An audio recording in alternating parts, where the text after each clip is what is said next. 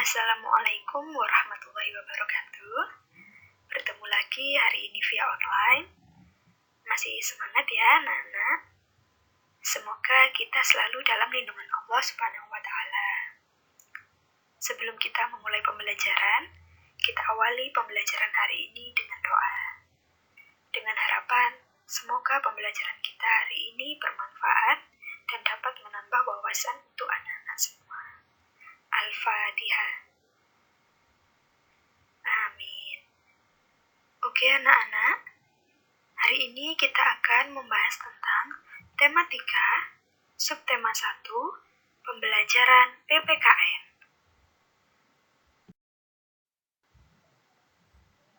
Nah, muatan materi yang akan kita bahas pada hari ini ada 3. Yang pertama, hak, kewajiban, dan tanggung jawab warga negara.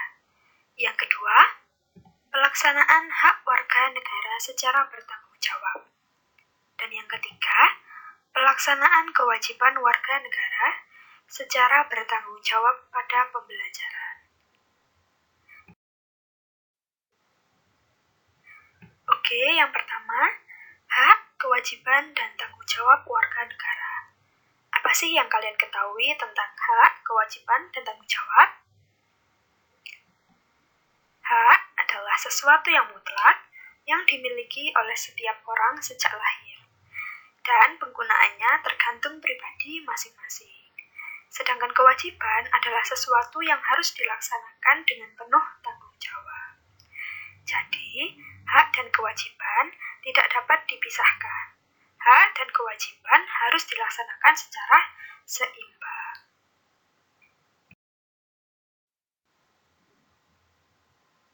Nah, sekarang coba perhatikan gambar di bawah ini. Apa yang dapat kalian simpulkan dari gambar di bawah ini? Ya, ada gambar seorang ibu dan anak yang sedang melakukan kewajibannya. Seorang ibu sedang memasak dan seorang anak sedang menyapu halaman rumah. Nah, ibu dan anak ini sedang melakukan kewajiban. Seperti itu. Nah, seorang anak ini kan sedang menyapu ya. Berarti seorang anak ini sedang melakukan kewajiban menjaga kebersihan di lingkungan rumah. Nah, dengan melaksanakan kewajiban tersebut, kita akan mendapatkan lingkungan yang sehat, bersih, dan nyaman. Tapi apabila kewajiban tersebut tidak dilaksanakan, akan menghambat hakmu sebagai warga negara. Nah, kita tidak akan mendapatkan lingkungan yang sehat, bersih, dan nyaman. Nah, jadi hak dan kewajiban harus dilaksanakan secara seimbang. Maksudnya seimbang itu bagaimana? Jadi, hak dan kewajiban dikatakan seimbang jika hak yang diperoleh seseorang disertakan pelaksanaan kewajiban yang dilakukan dengan penuh tanggung jawab.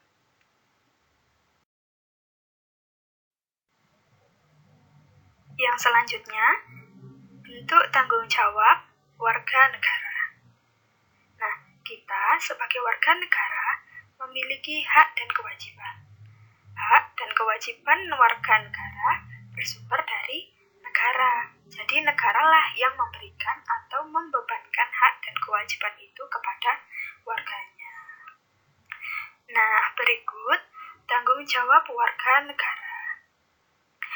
Yang pertama, tanggung jawab kepada keluarga.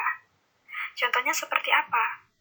Yaitu yang pertama, menjaga kebersihan rumah dengan menyapu setiap hari. Yang kedua, ayah bekerja untuk mencari nafkah dengan sungguh-sungguh. Yang kedua, tanggung jawab kepada masyarakat. Contohnya seperti mengikuti kegiatan kerja bakti dan menjaga kerukunan, ketertiban, dan keamanan dalam masyarakat.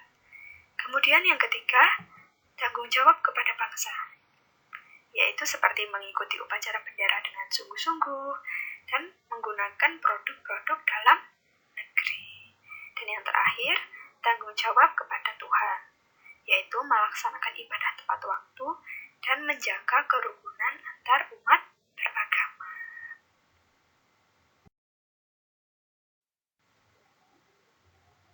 Selanjutnya, Pelaksanaan hak warga negara secara bertanggung jawab. Setiap warga negara Indonesia memiliki hak untuk mendapatkan pendidikan. Hak tersebut sesuai dengan ketentuan pasal 31 ayat 1 UUD NRI tahun 1945. Nah, ketentuan tersebut menegaskan bahwa setiap warga negara berhak mendapatkan pendidikan, salah satunya dengan sekolah. Sekolah merupakan salah satu media pendidikan bagi setiap warga negara. Jadi, dengan bersekolah, setiap warga negara memperoleh kesempatan yang sama untuk mengenyam pendidikan. Nah, sekarang kan banyak program pemerintah untuk mendukung pendidikan bagi setiap warga negara, seperti membangun gedung-gedung sekolah, membuat program sekolah gratis, dan melaksanakan program wajib belajar 12 tahun.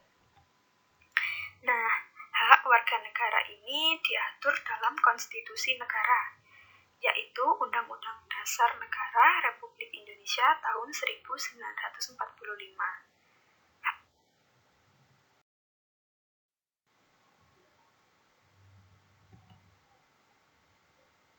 Nah, hak warga negara dalam UUD NRI tahun 1945 antara lain sebagai berikut. Yang pertama, hak membela negara. Nah, membela negara selain sebagai kewajiban, juga sebagai hak warga negara Indonesia. Membela negara dapat dilakukan dengan berbagai cara. Misalnya melalui bidang olahraga, menjadi duta kesenian, atau mengikuti lomba iptek internasional. Kemudian yang kedua, hak mendapat kedudukan yang sama di mata hukum. Maksudnya seperti apa? Jadi, hak ini dapat berupa adanya hak yang sama bagi setiap warga negara Indonesia untuk mendapatkan bantuan hukum saat menghadapi masalah hukum. Jadi, persamaan di muka hukum juga dapat diwujudkan dalam bentuk perlakuan yang sama atas sanksi bila melanggar hukum. Kemudian yang ketiga, hak memeluk dan menjalankan agama yang dianutnya. Negara memberikan kebebasan kepada warga negara untuk beribadah sesuai dengan agama dan kepercayaan yang diyakininya. Jaminan kebebasan ini bukan berarti bebas untuk tidak memeluk agama, tetapi bisa memilih salah satu agama yang diyakininya, seperti itu. Kemudian yang keempat, hak mengeluarkan pendapat. Hak mengeluarkan pendapat bagi setiap warga negara harus dapat dipertanggungjawabkan dan tidak bersifat menghasut atau provokatif. Jadi, menyampaikan pendapat juga dapat dilakukan melalui media, baik media cetak maupun elektronik. Contohnya seperti memberikan suara dalam pemilu, mengemukakan pendapat dalam musyawarah, kemudian memberikan pendapat kepada pemerintah melalui demonstrasi yang aman sesuai aturan yang berlaku. Kemudian yang kelima, hak mengembangkan kebudayaan Indonesia. Jadi, setiap warga negara Indonesia berhak ikut serta melestarikan kebudayaan nasional dengan berbagai cara, antara lain ikut dalam festival kebudayaan, mempelajari kebudayaan daerah, dan kreatif mengembangkan kebudayaan nasional. Dan yang terakhir, hak menikmati kekayaan alam. Hak menikmati kekayaan alam ini tentu saja disertai dengan tanggung jawab untuk ikut serta melestarikan lingkungan alam agar tetap bisa memenuhi kebutuhan bersama. Nah, selain itu, sebagai warga negara Indonesia, berhak menikmati pembangunan hasil pengelolaan pemerintah atas kekayaan alam dan cabang-cabang produksi yang menguasai hajat hidup orang banyak. Nah, selanjutnya yang terakhir yaitu pelaksanaan kewajiban warga negara secara bertanggung jawab. Nah, berikut beberapa kewajiban warga negara dalam Undang-Undang Negara Republik Indonesia tahun 1945. Yang pertama, yaitu membayar pajak. Yang kedua, mengikuti pendidikan dasar. Yang ketiga, menaati hukum dan pemerintah. Yang keempat, ikut serta dalam pembelaan negara. Dan yang kelima, menghormati hak asasi manusia lain. Nah, kewajiban sebagai warga negara harus dilakukan secara bertanggung jawab. Nah, berikut bentuk pelaksanaan kewajiban warga negara. Yang pertama, menghormati hak orang lain. Yang kedua, mematuhi hukum yang berlaku. Yang ketiga, ikut memelihara fasilitas umum. Yang keempat, memelihara kelestarian lingkungan. Yang kelima, membayar pajak kendaraan bermotor. Dan yang keenam, memelihara persatuan dan kesatuan bangsa. Nah, jadi kewajiban hendaknya dilakukan dengan penuh tanggung jawab. Melaksanakan kewajiban dengan penuh tanggung jawab akan memberikan manfaat bagi diri sendiri maupun orang lain.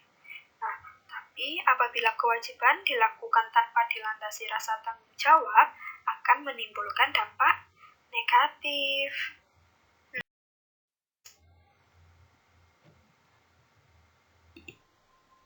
Nah, apa saja sih manfaat dan dampak negatif kalau kita tidak melaksanakan kewajiban dengan penuh tanggung jawab? Nah, berikut. Yang pertama, manfaat melaksanakan kewajiban. Yang pertama, menciptakan persatuan dan kesatuan. Yang kedua, menciptakan kerukunan. Yang ketiga, mendapatkan kepercayaan orang lain. Dan yang keempat, mematuhi hukum yang berlaku.